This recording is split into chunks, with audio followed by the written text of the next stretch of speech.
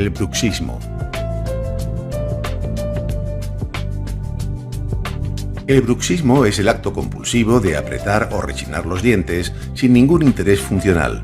El estrés y la ansiedad son a menudo las causas más frecuentes. Se calcula que el 80% de la población ha tenido algún episodio bruxista a lo largo de su vida, incluyendo adultos, adolescentes y niños. Y es una conducta muy nociva para los dientes, el periodonto y los músculos de la boca.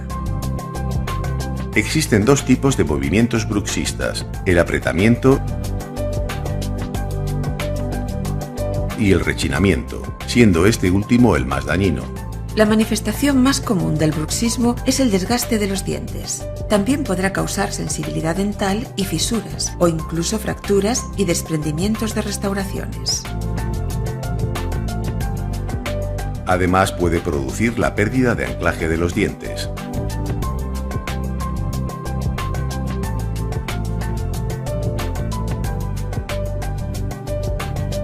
El bruxismo produce un exceso de ejercicio que va a repercutir en los músculos masticatorios y en las articulaciones de la mandíbula, provocando dolor y chasquidos. Incluso puede aparecer dolor de oído, dolores de cabeza y otros problemas graves.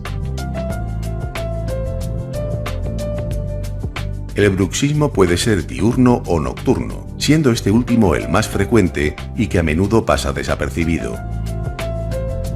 Para evitar los efectos del bruxismo, su odontólogo le prescribirá una férula de descarga, también llamada férula oclusal o férula de relajación. La férula es un aparato generalmente de resina transparente que se interpone entre los dientes. La férula mejorará la posición de la mandíbula, evitará el desgaste y las fracturas dentales y relajará los músculos masticatorios.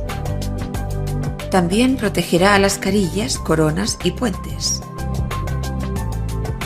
Sin duda, la férula es el tratamiento dental más conveniente ante el bruxismo, ya que ofrece excelentes resultados a medio y largo plazo.